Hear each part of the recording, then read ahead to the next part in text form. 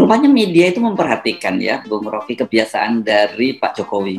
Kenapa ya Pak Jokowi itu setiap kali ada unjuk rasa, itu pasti selalu meninggalkan istana. Dan ada aja kegiatan yang tadinya nggak ada kegiatan, tiba-tiba ada kegiatan. Misalnya dalam kasusnya kemarin, demo 411 itu kan banyak sekali yang unjuk rasa, kemudian minta Pak Jokowi mundur. Tapi pada saat yang bersamaan Pak Jokowi itu ternyata pergi ke Jawa Timur gitu, ke mana katanya ke Mojokerto kalau tidak salah. Dan alasan dari Biro Protokol Istana itu jadwal sebenarnya itu Pak Jokowi sudah punya jadwal yang lama, itu jadwal tertunda dan oleh Pak Menteri BUMN diminta lagi hadir. Jadi kemudian tapi kenapa dipilih bersamaan dengan aksi unjuk rasa yang di sekitar istana gitu, itu yang media mempertanyakan. Ya udah beberapa kali itu. Kalau satu kali itu kebetulan. Yes. Kalau 2 kali kebangetan. Kalau 3 kali ketakutan. Oh gitu. Iya. Lakukan sekali lagi kedunguan namanya. Kan orang akhirnya catat pola Pak Jokowi bereaksi terhadap politik tuh. Yes. Kalau terhadap relawan Jokowi, dia begitu senang gembira ada di dalam suasana, lalu terbawa gelak tawa dan terlihat kalimatnya jadi berbunga-bunga tuh. Itu kalau dengan relawan. Tapi kalau dengan demonstran, itu mahasiswa, guru, buruh apalagi itu sepertinya nggak mau nyambut kan. Kalau nggak mau nyambut nggak apa-apa kan, kirim wakil aja. Tetapi akhirnya jurnalis tahu bahwa polanya nanti Pak Jokowi pasti akan minta pagi-pagi buatkan saya agenda untuk keluar kota tuh. Kira-kira begitu kan. Itu sebetulnya saya sejenis kepengecutan sebetulnya tuh, karena itu rakyat dia mesti hadapi itu. Dan apapun yang disebut kalau 411 pasti warnanya Muslim, dan itu justru harus dihadapi oleh Pak Jokowi, karena selama ini yang ditinggalkan oleh Pak Jokowi, yang sedang dikerjakan Pak Jokowi adalah memecah belah bangsa dengan isu Islamofobi. Saya sebut Pak Jokowi dalam pengertian administrasi Pak Jokowi. Kebijakan-kebijakan yang memecah belah bangsa itu makin lama makin terlihat tuh. Basar-basar Pak Jokowi nggak henti-hentinya lewat Islamofobi. Jadi kelihatannya politik Islam dipancing untuk demonstrasi supaya diperlihatkan bahwa ini betul-betul politik Islam tuh. Jadi menjebak itu sebetulnya tuh. Dan itu buruk sekali tuh. Satu peristiwa dikaitkan dengan peristiwa yang lain, lalu di ujungnya itu karena Islam tuh. Ya memang karena Islam itu mayoritas, tapi kan kita mesti tahu bahwa yang diperjuangkan Islam itu adalah keadilan, bukan negara Islam yang diperjuangkan tuh. Bahwa narasinya begitu, ya itu adalah hak komunitas itu untuk membayangkan keadilan di dalam satu kekhilafahan. Tapi sebetulnya kan secara historis itu nggak mungkin, apalagi secara ekonomi untuk membiayai revolusi menuju negara Islam. Jadi sebetulnya dengan mudah kan kita anggap bahwa enggak, itu hanya ingin protes terhadap ketidakadilan. Secara teknis nggak mungkin itu terjadi itu. Tapi Pak Jokowi udah keburu punya pikiran bahwa ini ngapain nemuin mereka yang beroposisi berbasis agama. Jadi Pak Jokowi sebetulnya kalau dia masuk akal politiknya, dia temui itu supaya terlihat bahwa Pak Jokowi tidak pro Islamofobi kan. Nah sementara ini kalangan Pak Jokowi termasuk orang-orang yang tadinya punya pandangan demokratis itu kemudian mengolok-olok politik Muslim, lalu membentur-benturkan dengan data kependudukan bahwa yang Kristen itu seharusnya satu blok, jangan terpecah belah. Itu mereka justru memprovokasi politik identitas. Jadi kalau ditanya apa yang akan diwariskan oleh Pak Jokowi, satu adalah IKN yang mangkrak, 2 adalah masyarakat yang terbelah. Ya.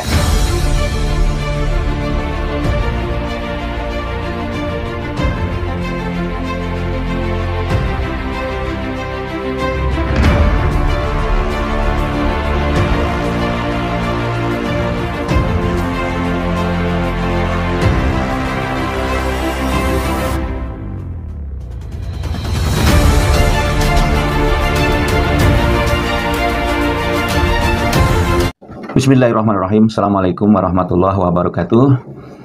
Sahabat HS Official yang dirahmati Allah SWT, kita bertemu dalam kesempatan yang cukup cerah.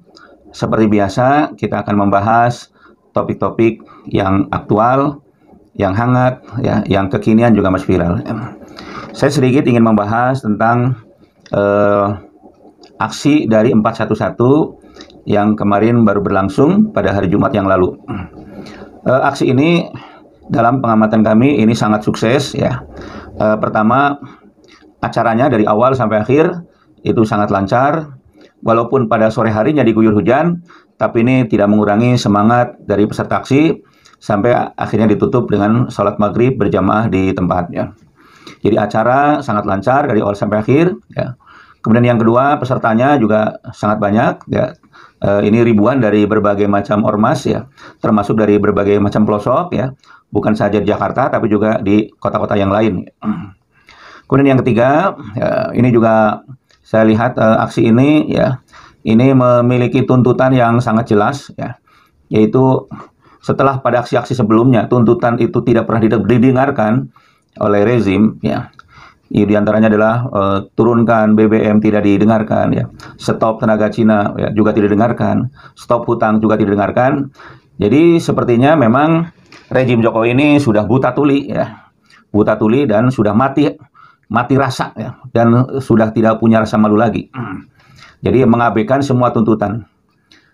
Padahal tuntutan-tuntutan ini ya, ini betul-betul disuarakan dari rakyat yang sesungguhnya ya, baik mereka itu dari kaum buruh, ya, dari ojek online atau ojol, ya, dari emak-emak, ya, kemudian juga dari mahasiswa, termasuk juga dari para purnawirawan, ya, termasuk dari berbagai macam ormas Islam, ya.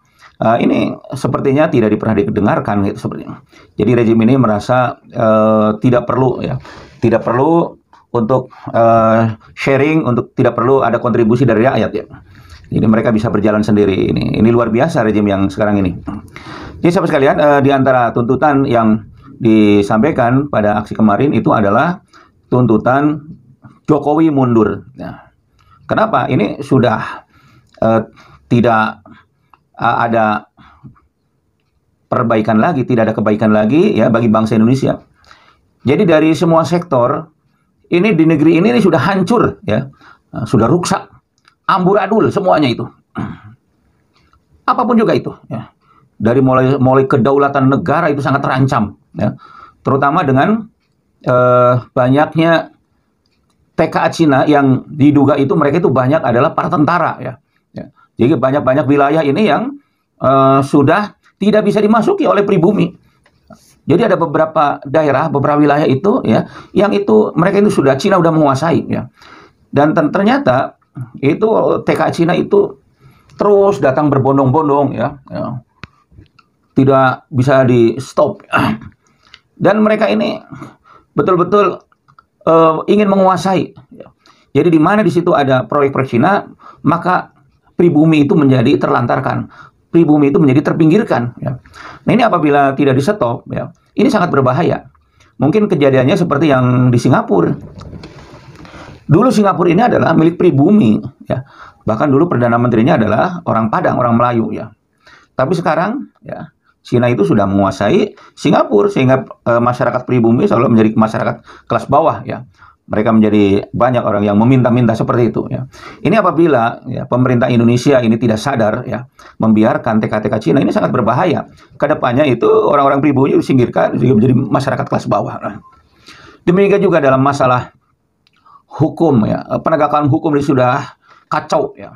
Hukum di Indonesia ini sudah seperti hukum rimba, ya.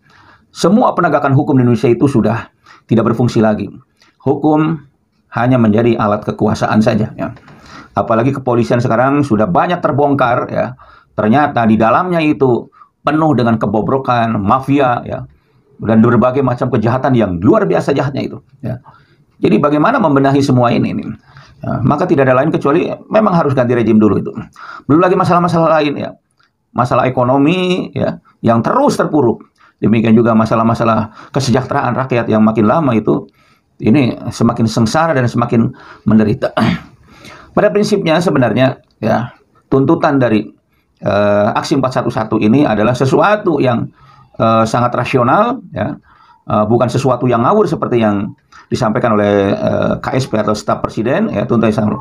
Jadi rejim Jokowi ini sudah tidak berdaya, sudah tidak ada peluang lagi untuk memperbaiki negeri ini. Satu-satunya cara adalah harus berganti rezim. Jokowi ini harus mundur.